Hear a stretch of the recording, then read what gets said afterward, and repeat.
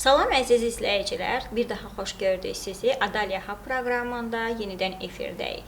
Biz Adalya Hub proqramında hər dəfə fərqli mövzulara, fərqli qonaqlarla çıxış eləyəcəyik. Bu dəfə isə mövzumuz qadın və cəmiyyət və çox gözəl bir qonağımız var. İradə xanım Həsənova Səma və Eko Sosial-İqtisadi İnkişafa Yardım İctimai Birliyinin sədridir. Xoş gəlmisiniz İradə xanım. Təşəkkür edirəm dəvət üçün, minnətdaram. Necəsiz? Çox yaxşı. Hər Siz zaman. necəsiz? Yaxşı, hər zaman yaxşı olun. Çox İradə sağ olun. xanım, bugünkü mövzumuz bizim cəmiyyətdə qadın, yəni qadın və cəmiyyət. Bu barədə nə demək istəyirsiniz? Müasir zamanda, ümumiyyətlə indiki cəmiyyətdə qadının rolu nədən ibarətdir? Ümumiyyətlə qadın necə olmalıdır? Doğru, çox gözəl bir məsələyə elə bil ki, vurğulayırsınız da, gündəmə gətiribsiniz daha doğrusu. Bu həqiqətən bugünkü günü ən aktual məsələlərdən biridir, qadının cəmiyyətdəki rolu. Qadın düzdür, hər zaman öz mövqeyini tutmağı bacarmalıdır. Özü üçün hardasa bir karyera qurmaq bacarığına malik olmalıdır. Amma mənim bir balaca başqa bir tərəfdən baxışım var da. Qadın, məsələn, insan lider ola bilər. Amma mən liderlikdən çox insanların qəlbində bir iz buraxacaq bir qadın obrazı görmək istəyərdim. Yəni, insanlar, sən bir həm ana olursan və yaxud da ki, bir evdə ailə sahibisən, hər zaman insan öz mövqeyini saxlamağı bacarmalıdır. Yəni, qadınlar elədir ki, yəni biz bilirik də, Azərbaycan qadınları ümumiyyətlə hər zaman çalışqan olub, ailə canlı olublar, ailədə həmişə problemləri öz üzərlərinə götürməyə çalışıblar.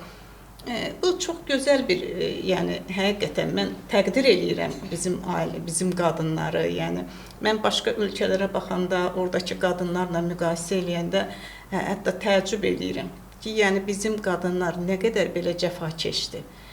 Həmişə, yəni ölən bir gününə qədər sanki evladlarına qayğı göstərsinlər, onları harasa, onların arxasında dursunlar. Həmişə belə mücadilələr eləməyə çalışırlar. Amma başqa ölkələrdə belə deyil.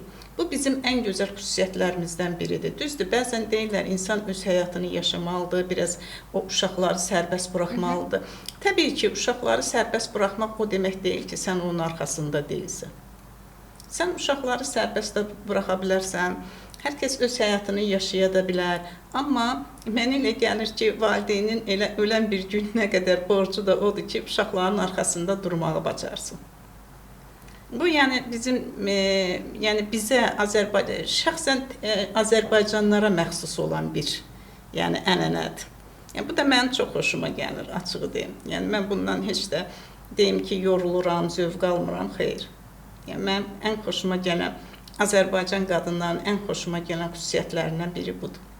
O, yenə deyirəm, insan, mən bir də ki, ailədə də, ailədə qadın, məsələn, heç vaxt deməsin ki, çox pul qazanırsan, həddindən artıq pul qazana bilərsən. Amma ailədə o qabaqda gedən, öndə gedən, sənin bir həyat yoldaşın var. Həmişə onu sən elə eləməlisən ki, o lider olsun və sən onun arxasında olasan. Ona bir dəstək olasan, ona, necə deyim, o deyirlər, hər bir adamın, hər bir güclü insanın arxasında güclü də bir qadın olur. O doğru sözdür. Amma o demək deyil ki, sən ailədə elə liderliyi öz əlinə alasan. Əksinə, sən ailədə o liderliyi qarşı tərəfə yönəldə bilsən, sənin ailəndəki o böyüyən uşaqlar da onu o cür görüb və o cür də davam eləyəcəklər.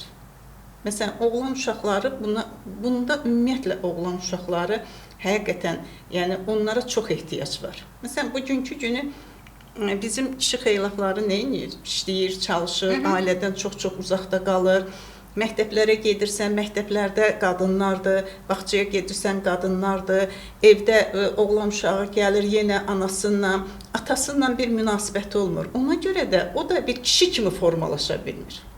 Bəli, çox gözəl vurğuladınız. Yəni bir oğlan uşağının böyüməsi üçün mərd, qorxmaz, Bəli. onun mütləq şəkildə bir kişi fiquru olmalıdır. Bir kişi fiquru olmalıdır. Bax, məktəblərimizdə də bu günləri kişi müəllimlərinin sayının az olması həqiqətən bax buna mənfi təsir göstərir. Vaxt var idi məktəblərimizdə nə qədər kişi müəllimləri vardı. Məsələn, biz onlarla, bizə dərs deyən müəllimlərimiz vardı. Biz onlardan çəkinirdik, oğlanlar çəkinirdi. Məsələn, hərbi dərslərimiz var idi, əmək dərslərimiz var idi. Necə formalaşdırırdılar? Məsələn, bizi 2 qrupa bölürdülər. Mənim yadımdadır, biz məktəb vaxtı əmək dərsində. Məsələn, oğlanları nəyə öyrədirlər? Ya maşın sürməyimə öyrədirdilər. Emalatxanalarda bəli, nəyisə eləməyə çalışırdılar. Görürsünüz, necə qəşəng formalaşırdılar. Yəni, hər kəs, məsələn, tikiş tikməyi bilməyən gənc qız o vaxtda artıq, məsələn, ən azı nəyisə tikə bilirdi. Bu, həm ailəsində özünü göstərə bilirdi. Yəni, əl qabiliyyətinin olmasına gətirib çıxardırdı. Kiməsə ehtiyacı olmurdu, möhtac qalmırdı.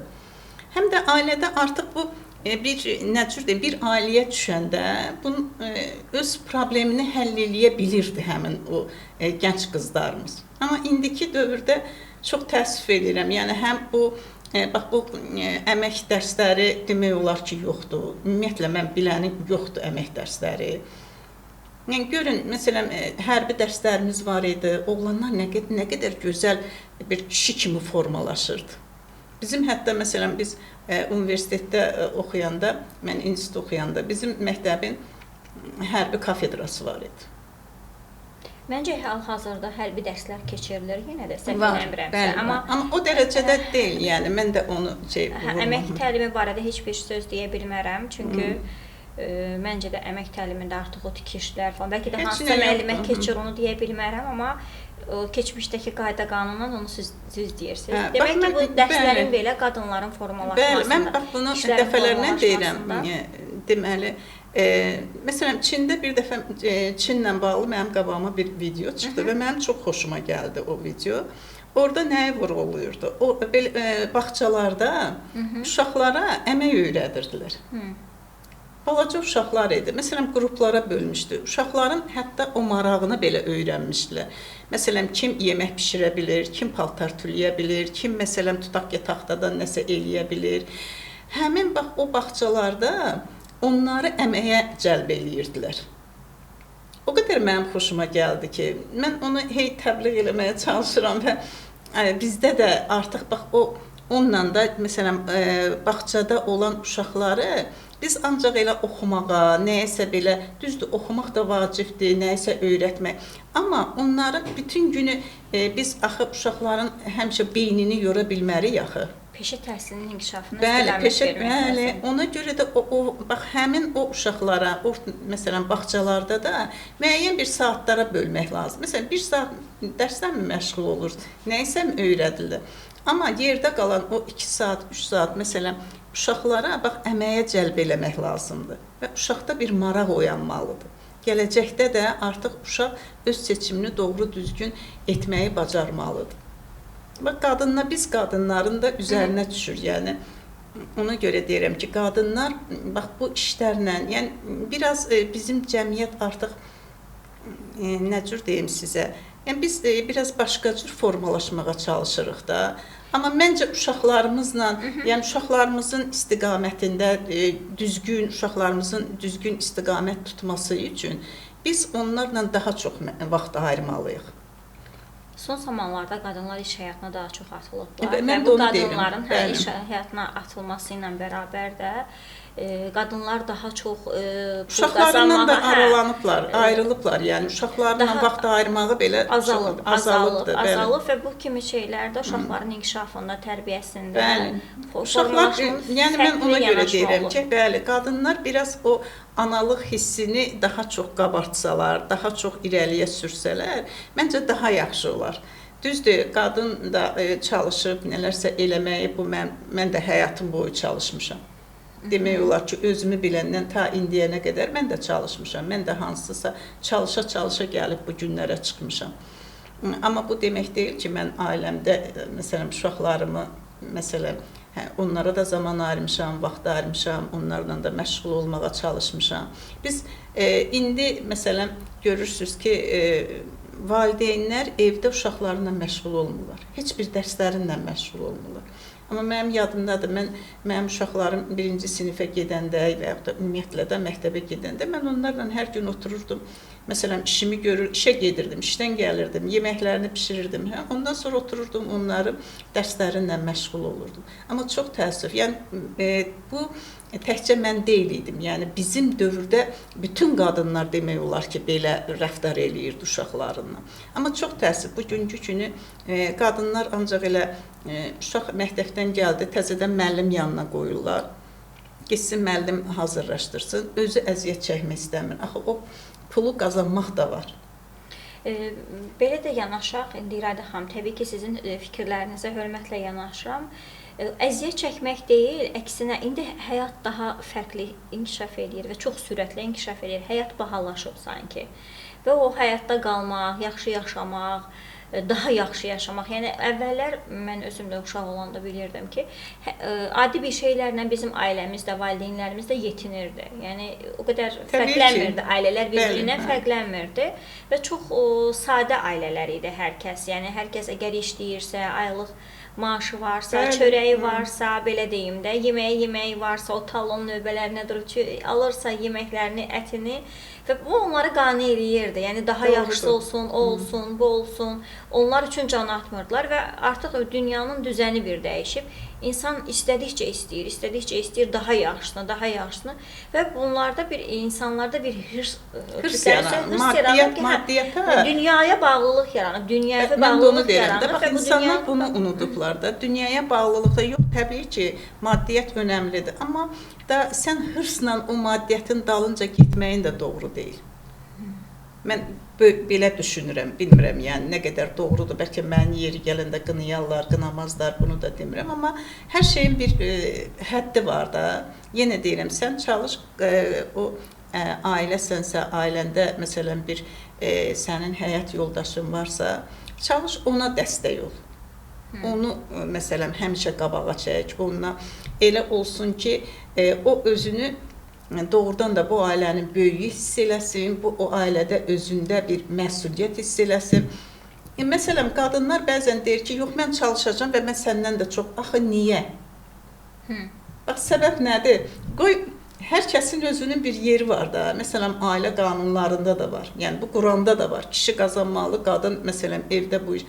İndi, tamam, yəni biz artıq müasir dövrdə yaşayırıq, yəni qadınlar da çalışır. Amma yenə deyirəm, bir həddə. Axı, sən çalır, sadəcə öz həyat yoldaşına dəstək ol. Mən tək qadınlara bunu şamil eləmirəm. Tək qadınlar təbii ki, məsələn, məcburdur, ailədə həmişə çalışsın, qabağa geçsin, uşaqlarına nələrsə eləməyə çalışsın. Bu tamam fərqli bir şeydir. Amma sənin ailən varsa və sənin ailəndə həyat yoldaşın varsa da, sən ailənin yükünü öz üzərinə götürmək məcburiyyətində deyilsən. Sən elə şərait yaratmalısan ki, əksinə, qoy qarşındakı adam o məsuliyyəti öz üzərində hiss etməyi bacarsın. Bilsin ki, bu ailə mənimdir və mən bu ailə üçün mücadilə eləməliyəm, mən bu ailə üçün hər şey eləməliyəm, bunun yeməyi, içməyi, uşaqlarıma baxmaq, bu mənim vəzifəmdir. Amma bizim qadınlar bugünkü günü, mən çox təsadüf eləyirəm, ona görə bunu dilə gətirirəm. Bizim qadınlar bugünkü günü, yox, mən əgər qazanıramsa, eybi yox da, yəni özü o ailədə liderliyini göstərməyə çalışır. Bu da doğru deyil, yəni mən düşüncə tərzim budur ki, xeyr, yəni sonra da gətirir, hara çıxardır, boşanmaya.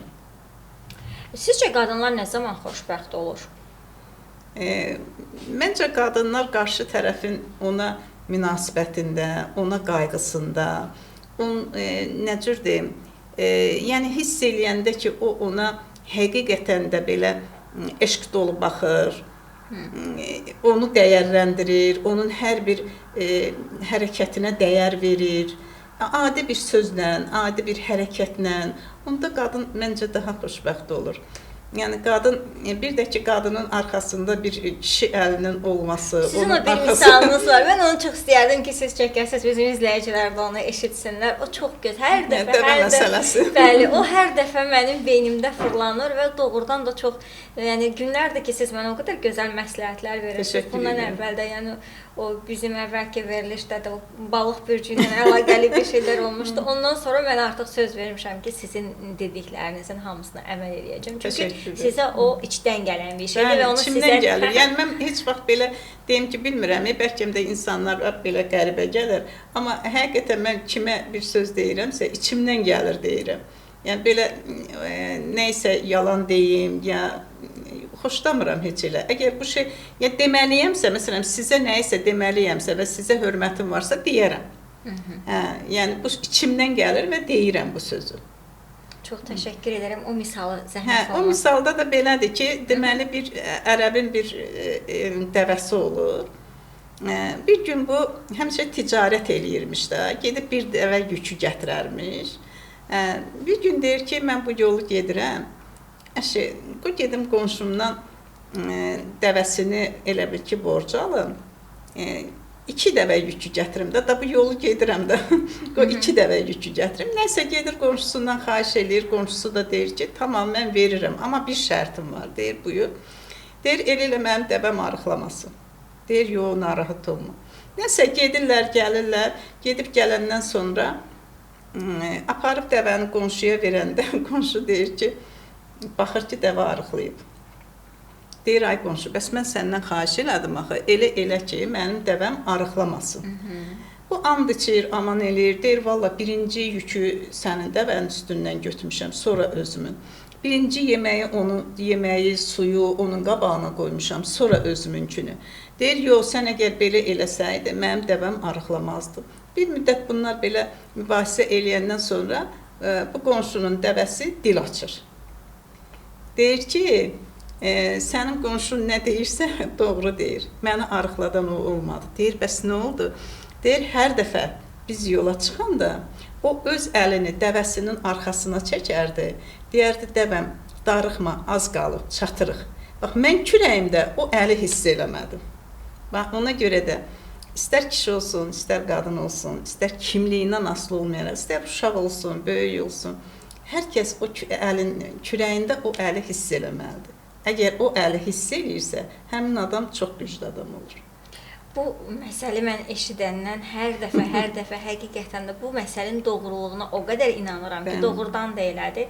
Buradan da xanımlarımıza da alaq, elə bəylərimizə də üst tutub deyil ki, bəylərimiz də bir-birinizin üzərindən əllərini çəkməsinlər və elə eləsinlər ki, istəyirlərsə, hər zaman əlləri bir yerdə olsun, bir-birlərinin çiyninin üstündə olsun, arxasında olsun. Bəylərimiz də, qadınlarımız nə olar ki, məsələn, deməsin ki, mən işləyirəm da, bu nə istəyirsən? Bəzi bizim bilirsiniz də, məsələn, bəylərimizdə bu xüsusiyyət var Azərbaycan. Mən sənin üçün hər şey eləyirəm, nə bilim, gətirirəm, bu o demək deyil. Sən öz, o nə cür deyim, o əlini o qadına verməlisən ki, o qadın da o güvəni, o nə cür deyim, istəyi, o öz kürəyində hiss eləyə bilsin. Və sənə doğrudan da o çox gözəl bir münasibət bəsləyər o zaman. Əgər bir qadın kürəyində kiminsə əlini hiss eləyirsə, həqiqətən o güclü adam olur.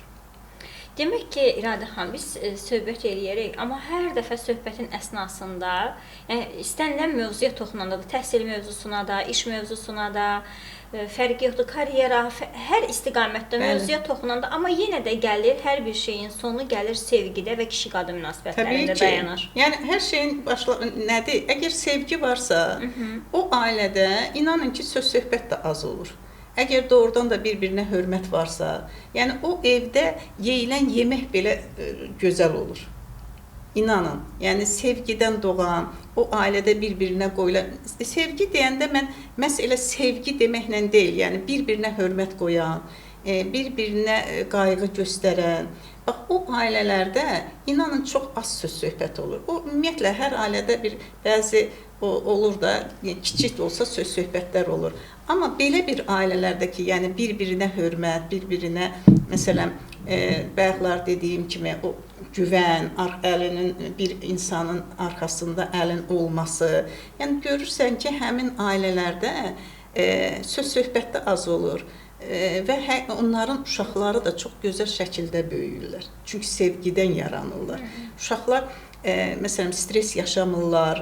Uşaqlarda məsələn bugünkü ailələrdə həddindən artıq streslər görürsüz. Uşaqlar çox stres keçirir. Bəs bu stresin səbəbi sosial problemlər ola bilərmi? Əlbəttə ki, sosial problemlər də var. Uşaqlar məsələn bu gün telefondan həm ayrılmırlar. Çox özlərini də bəzən o ailədən də gələ bilir. Mənə elə gəlir, bilmirəm. Yəni uşaqlara məsələn uşaqları daha çox başqa şeylərə, məsələn gəzintilərə, idman oyunlarına, nə bilim musiqiyə və yaxud da ki əl işlərinə aparıb bunları daha çox cəlb eləsələr, uşağın da vaxtı az olar o telefonla məşğul olmağa. Bilirsiniz, valideyn də biraz burada mənə elə gəlir ki, biraz məsuliyyətli olmalıdır. Uşağına daha çox vaxt ayırmalı. Düzdür, indi işləyən qadınlar var, onlar öz uşaqlarına o dərəcədə vaxt ayıra bilmirlər. Amma yenə də olsun, hardasa müəyyən dərəcədə, məsələn, 6 bazar olur, istirahət günləri olur, o günlərdə uşaqlarına daha çox vaxt ayırsınlar. Bəli, valideynin övladına verəcəyi ən qiymətli şey dəyər, zamandır. Zamandır, bəli. Zaman, yəni, o zaman uşaq da, məsələn, görür ki, valideyn ona necə qayğı göstərir. İndiki görürsünüz, nə qədər uşaqlar bəzən içinə qapılır. Məsələn, elə deyir ki, bir söz də deyəndə, məsələn, uşaq əsəbləşir, yox, mən telefonu götürür, çıxır, gedir, çağırırsan belə sənə cavab vermir. Problemlərimiz buradadır. Yəni, həm təhsilimizə təsir göstərir, bugünkü günü, bax, belə uşaqlarımızın bu dərəcədə telefona qapanması, həm ümumiyyətlə, mən dəfələrlə həkimlərin, hətta o, nə cür deyim, belə bağıraraq, yəni belə deyim ki, uşaqları telefonlardan ayırın, uşaqlarda, illah da oğlan uşaqlarında müəyyən xəstəliklərin əmələ gəlməsi hadisəsi baş verir. Yəni, bax, bunların qarşısını almaq üçün uşaqlarınızı telefondan çəkindirin. Həm sağlamlıqlarına da çox böyük təsir göstərir də. Bugünkü günü bunun qarşısını almaq lazımdır. Sabahları biz uşaqlarımızı nə edə bilərik? Həm onların ailə həyatlarında da mən oxuduğum, bildiyim qədər, həkimlərdən öyrəndiyim qədər, yəni onların ailə həyatlarına da mənfi təsir göstərə bilirlər. Biz əsasən qadınlardan və cəmiyyətdən danışırıq. Bu ya danışdığımız problemlər olsun və yaxud da ki, yaxşı tərəflər olsun, yenə də baxırıq ki, ən çox qadınlara təsir göstərir. Həm ana olaraq, həm həyat yoldaşı olaraq, həm qadın olaraq. Eyni anda bir neçə vəzifəni idarə edən insanlardır qadınlar. Bəli. Çox üzərlərinə, necə deyim, çox məsuliyyət düşür əslində. Təbii ki, qadın, mən bayaqlar dedim də, qadın o bizdədir, Azərbaycandadır. Biz Azərbaycan qadınları... Bu bizim artıq taleyimizdir, bizim coğrafi mövqeyimiz buradır, biz bununla barışmalıyıq. Məsələn, ətrafda da mən İranda da olmuşam, Türkiyədə də, başqa Avropa dövlət, mən orada çox təəccüb eləyirdim. Yəni, 18 yaşına çatıb deyirəm ki, məsələn, mən olubdur, soruşmuşam ki, ailədən ki, deyir ki, getdi əsgərliyə gəldi, özü bilər, istəyir getsin, oxusun, istəyir getsin, ailə qursun. Nə istəyir, onun öz işidir. Sizcə o yaxşıdır, yoxsa bizdəki kimi? Məncə bizdəki yaxşıdır. Çünki məncə onlar daha tez böyüyürlər elə olanda. Məsuliyyət öz üzərlərinə düşdükləri üçün həyata daha tez alışırlar, daha tez öyrənirlər. Biz gec böyüdürük. Mən bəxtlar dedim də, biz sərbəstlik verməliyik, amma nəzarəti də əlimizdə, nəzarət deyəndə biz dəstək olmağımızı heç vaxt, məsələn, kənarda durmamalıyıq da, dəstək ola bilərik. Amma sərbəst də buraxmalıyıq. Mən söhbətimizin ilk əvvəlində bunu dedim sizə. Dedim ki, biz uşaqlarımıza sərbəstlik verməliyik, amma əlimizi də onların üstündən çəkməməliyik. Yəni, onlar onu hiss eləməlidir ki, biz düzdür gedirik qabağa, məsələn, nələrsə, hansısa universitetə giririk, işlər görürük, daha qabağa getməyə çalışırıq. Amma valideyn də onu belə nə cür deyim, deməsin ta əşirdə uşağım gedir, belə eləyir, həmişə nəzarətini onun üstündə saxlasın. Mən elə gəlir, bilmirəm. Yəni, öz dəstəyini həmişə göstərsin, uşaq da onu hiss eləsin. Bəs yaxşı, bir vətəndaş cəmiyyətinin nümayəndəsi olaraq, yəni bir qadın QHT rəhbəri olaraq, belə deyək də, siz bu çətinliklərlə üzləşəndə necə baş çıxarırsınız? Çox qəliz bir söhbət oldu. Mən də həyatda əziyyət çəkə-çəkə gəlmişəm. Enmişəm, qalxmışam, doğrudur, çox əziyyətlərim olubdu. Amma yəni cəmiyyətdə insan öz mövqeyini həmişə özü tutur. Heç kim sənə o mövqeyi tutmağa kömək eləmir. Yəni çalışmalısan ki, həyatda öz mövqeyini özün tuta biləsən. Düzdür, çox çətindir. Tək başına bir qadın olaraq nələrəsə qadir olmaq, uşaqlarını idarə eləmək, onları oxutmaq çox çətin bir məsələdir, həqiqətən. Amma zaman-zaman insan bunların öhdəsindən gəlməyə başlayır. Daha dolğunlaşırsan. Həyatda hər kəsin səhv addımları olur. Hər kəsin, heç kim deyə bilməz ki, bu həyatda mən tamamən doğruyam, mən tamamən düzəm, mənim heç bir səhvim olmayıb. Xeyr, hər kəsin səhvi də var, düzü də var. Əsas məsələ odur ki, insan öz səhvindən nəticə çıxartmağı bacarsın. Və bu günləri sən atdığın o səhvi bir də təzədən o səhvi eləyərək bir də o bataqlığa batmayasan. Və insanın əsas məsələsi budur. Mən də zaman-zaman bunu etməyə çalışdım. Öz üzərimdə başqa, məsələn, çalışmağa başladım, nələrsə eləməyə çalışdım. Yəni zaman-zaman artıq gəldim, bu səviyyə çatdım. Çox şükür bugünkü günlərimizə. Çox sevinirəm ki, 2 evladım var. Bundan qürur hissi keçirdirəm, onlara təhsil vermişəm. Düzdür, mənə deyəmərəm, mənim qardaşım da mənə vaxtı ilə dəstək olub. Bunu heç vaxt onun dəstəyini mən unuda bilmərəm. Bax, görürsünüz, mənim qardaşımın dəstəyi, onun, məsələ mən həmişə deyirəm ki, hiss eləyirdim, yəni bugünkü günü də belə nəyəsə ehtiyacım olanda, birdən çox belə bir, nəyəsə bir problemlə üzləşəndə, yəni bilirəm ki, gedəcək yerim var. Görürsünüz, yenə kişi xeylağı.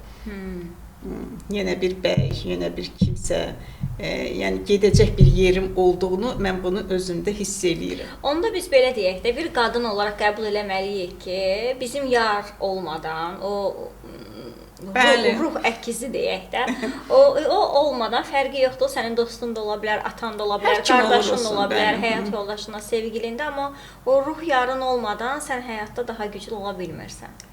Yox, olmaq olur da, amma bilirsiniz necə, insan yarımçıq qalır. Yarım, özünün atamaq istəyir. Yəni, heç kim deyə bilməz, məsələn, heç bir qadın deyə bilməz ki, hə, yox, mən belə güclüyəm. Mən bu cür düşünürəm. Amma haradasa insan o yarımçılığı hiss eləyir. Sən tamlaşa bilmirsən, tam ola bilmirsən. Boşuna demirlər, sevgi dünyanı gözəlləşdirir. Eşqidir dünyanı. Onu siz sona qədər deyin, uca göylərin. Uca göylərin, eşqsiz ey dünya, nədir dəyərin? Yəni, çox gözəl.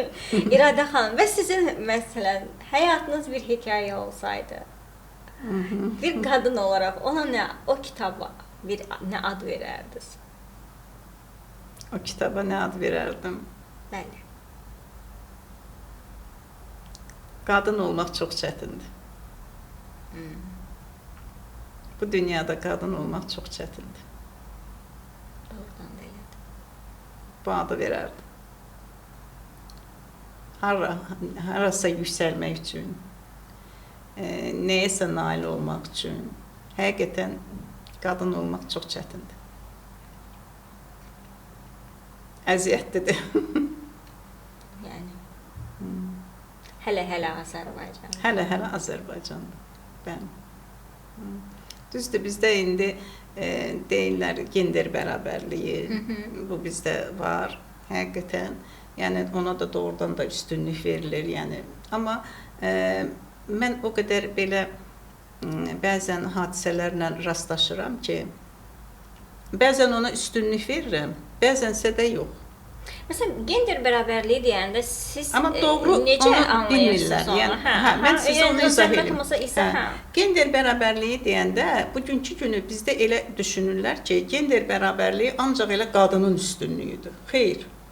Gender bərabərliyi o deməkdir ki, sənlə o qarşı tərəfin, qadınla erkəyin, yəni kişinin hüquqları bərabərdir. Nə onun hüququ sənkindən üstün deyil, nə səninki ondan üstün deyil. Amma bizdə bu günləri elə götürürlər ki, kişini tamamilə aşağı səviyyəyə gətiriblər, qadını yuxarı. Bunu tarazlaşdırmaq lazımdır. Bəli. Hər kəs öz hüququnu bilməlidir. Yəni burada kişi də öz hüququnu doğru düzgün bilməlidir, qadın da. Bu o demək deyil ki, sən ondan üstünsən və ya da o səndən üstündür. O səndən güclüdür. O səndən güclü ola bilər. Bayaqlar dedim, kişi güclü olmalıdır. Doğrudan da qadın bunu qəbul eləməlidir. Kişi güclüdür.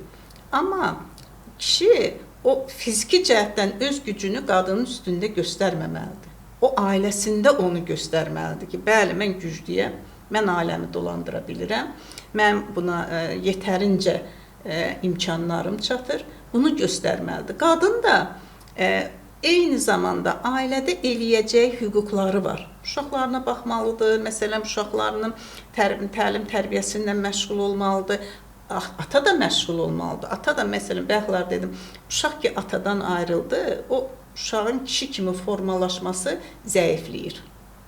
Atanın da, məsələn, axşam gəldi, müəyyən bir saatlarda o da öz evladına vaxt ayırmalı. Bax, bərabərlik budur. Məsələn, sən ailədəsən, ola bilər qadının xəstədir, haradasa nəsə də bir problemi var. Sən deməməlisən ki, yox, sən ancaq bu günlər sən bu çayı niyə yemək yoxdur? Bu sözü deməməlisən. Axı, o sənin bir yarındır, bir həyat yoldaşındır. Yeri gələndə o sənə qulluq eləyir, sənin də xəstəlik dövrün olur. Elə deyilmi? Bugünkü zamanədə hamı onsuz da bilirik ki, ayda bir dəfə, ya ildə bir dəfə, 2 dəfə hamı müəyyən bir mikrob xəstəliklərə tutulursan da.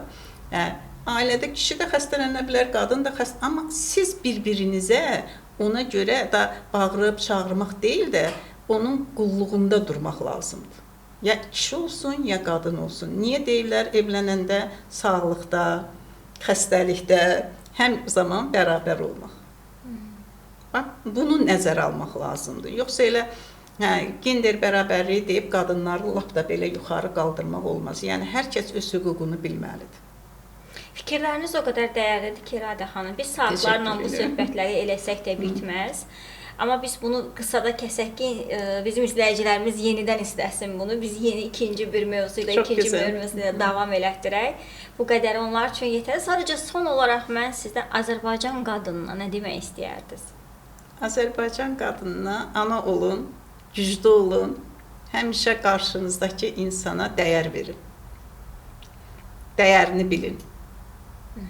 Yəni, bunu demək istərdim. Çox sağ olun, İradə xanım. Çox təşəkkür edirəm.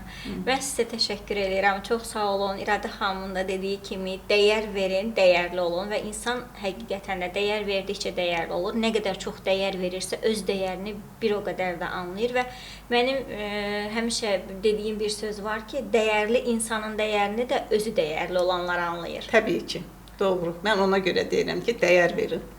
Çox gözəl. Çox sağ olun. Çox təşəkkür edirəm sizə. Çox sağ olun. Sağ olun.